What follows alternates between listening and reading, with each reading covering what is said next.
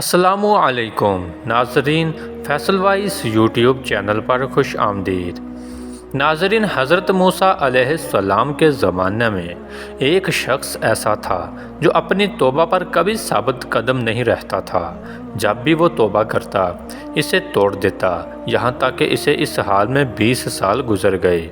اللہ تعالیٰ نے حضرت موسیٰ علیہ السلام کی طرف وحی کی کہ میرے اس بندے سے کہہ دو میں تجھ سے سخت ناراض ہوں۔ جب حضرت موسیٰ علیہ السلام نے اس آدمی کو اللہ کا پیغام دیا تو وہ بہت غمگین ہوا اور جنگلوں کی طرف نکل گیا۔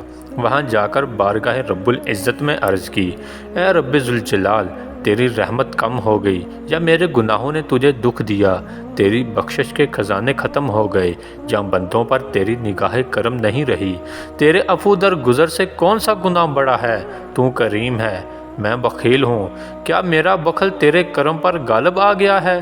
اگر تو نے اپنے بندوں کو اپنی رحمت سے محروم کر دیا تو وہ کس کے دروازے پر جائیں گے؟